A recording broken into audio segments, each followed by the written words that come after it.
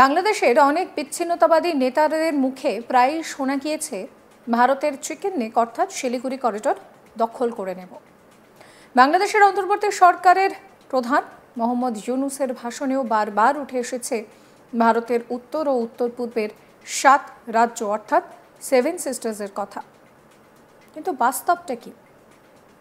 যদি ম্যাপ অনুযায়ী দেখা যায় তাহলে ভারতের শিলিগুড়ি করিডোর থেকে উপরের দিকে বাংলাদেশের রয়েছে 30 কিলোমিটার এবং ফেনীর দিকে রয়েছে আরও 20 কিলোমিটার, অর্থাৎ মাত্র 50 কিলোমিটার কেটে গেলেই কিন্তু বাংলাদেশের চট্টগ্রাম ও রংপুর 2 জেলাই ভারতের হয়ে যাবে। তখন আর 7 সিস্টার্স নয় 9 সিস্টার্স বলতে হবে ইউনূস প্রশাসনকে। তবে ভারত নিজে থেকে কোনো দিন কোনো স্বাধীন রাষ্ট্রের অংশ দখল করে নিতে আগ্রহী নয়। এটা ভারতেরও নীতি নয়।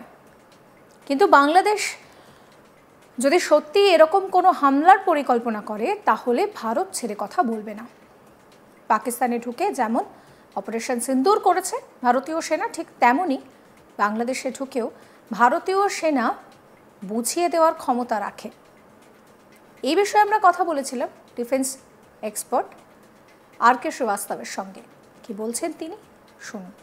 আপনি এর মধ্যে দেখুন, এটা ফেনী, এটা বলি আমরা ফেনী, এটা আমরা বলছি ফেনী। ফেনীটা কি?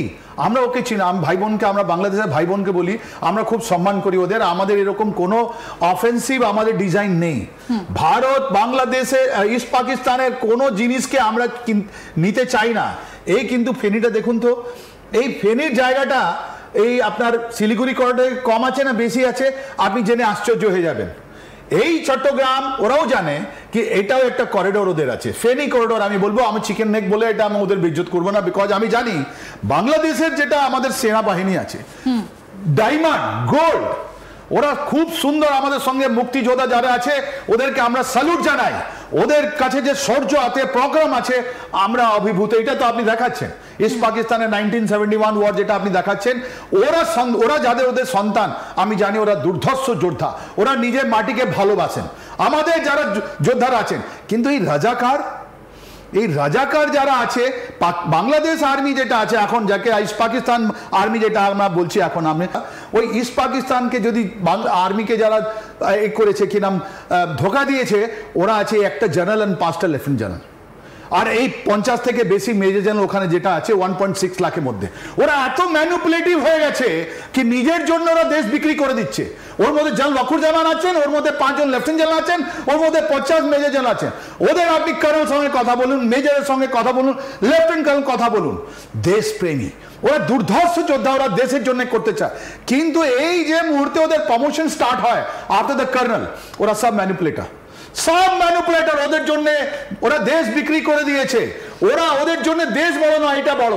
তো এইটা আপনি যেটা দেখছেন, ওরা যদি 5টা থেকে 6টা যদি ডিভিশন কোন রকমে যদি এখানে না আনে, তাহলে এটা তো বাকি সব জায়গাগুলো তো খালি আছে। তার মানে ওদের চট্টগ্রাম খালি, ওদের আপনার যেখানে ঢাকা অবধি পৌঁছানো ইজি। তাহলে ওরা থাকবে কোথায়? অপারেশন সিন্দুরে ভারত সেনা দেখিয়ে দিয়েছে যে কতটা ইজি। তাহলে আপনি বলছেন ইজি, ট্রিগার কি হবে? ভারতীয় সেনা তো পাকিস্তানে যেটা অ্যাটাক করলো এখন 7 তারিখে, ওর একটা ট্রিগার ছিল। 22 তারিখ, 22 এপ্রিল আমাদের পাহালগামে ওরা গিয়ে আমাদের 26 জনের বলিদান নিয়েছে। তো এই ট্রিগারটা এখানে হবে, আর এইটাই মেসেজ আমরা পাঠাতে চাই, military message to the Bangladesh.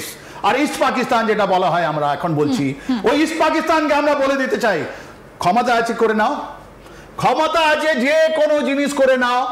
আমরা যদি একজন লোককে ধরতে পারি আর ওরা যদি বলে যায় হেফাজতে ইসলামের নাম, যদি জামাত ইসলামের নাম, যারা ওদের বলতে পারে এই যে নতুন তোমাদের এডুকেটরের নাম, মনে রাখবে আমরা 11 থেকে 13 দিন আমরা অপেক্ষা করি, বিকজ আমরা সনাতনী।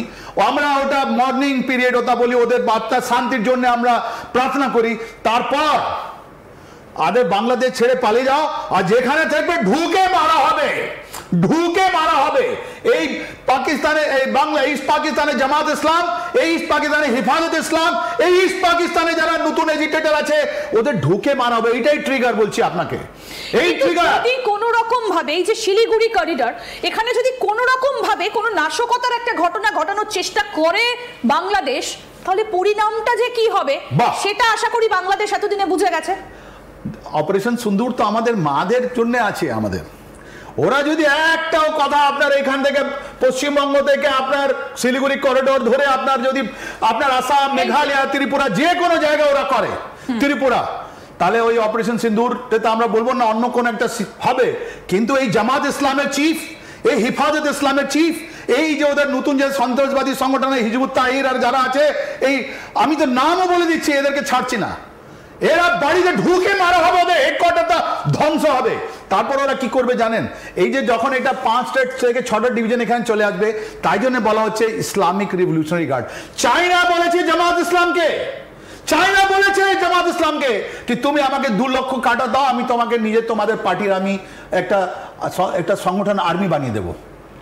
জামাত ইসলাম বাংলাদেশ বা ইস্ট পাকিস্তান ওর একটা আর্মি হতে চলেছে, যার নাম আছে ইসলামিক রিভলিউশনারি গার্ড। আর যতগুলো ওদের সব ওয়েপেন আছে ওটা চায়না দেবে। আর ওর জন্য ওরা কিন্তু চায়নার ওয়েপেনের যে কি অবস্থা সেটা আমরা স্যার দেখেছি এবং একেবারে ঝুরঝুরে করে দিয়েছে ভারতের এয়ার ডিফেন্স সিস্টেম। সুতরাং চায়না জিনিসপত্রে বিশ্বাস করার আগে বাংলাদেশের যারা এতটা বড় লম্পজম্প করছেন, সবাইকে বলছি না কারণ বাংলাদেশের ভাই বোনেরা আমাদেরও ভাই বোন, কিন্তু যারা লম্পজম্প করছেন তারা সাবধান।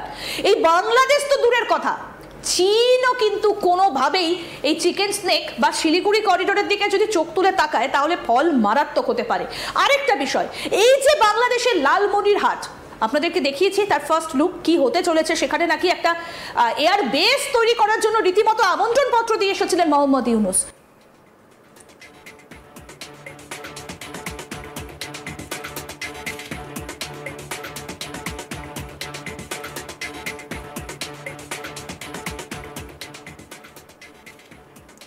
বাংলাদেশের অনেক বিচ্ছিন্নতাবাদী নেতাদের মুখে প্রায় শোনা গিয়েছে ভারতের চিকেন নেক অর্থাৎ শিলিগুড়ি করিডোর দখল করে নেব।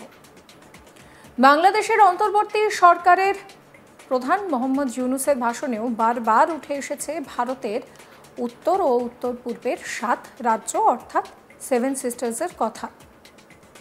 কিন্তু বাস্তবটা কি? যদি আপনারা একটু ম্যাপটা ভালো করে দেখেন তাহলে দেখবেন যে ভারতের শিলিগুড়ি করিডোর থেকে উপরের দিকে বাংলাদেশের রয়েছে 30 কিলোমিটার ও ফেনীর দিকে রয়েছে আরও 20 কিলোমিটার।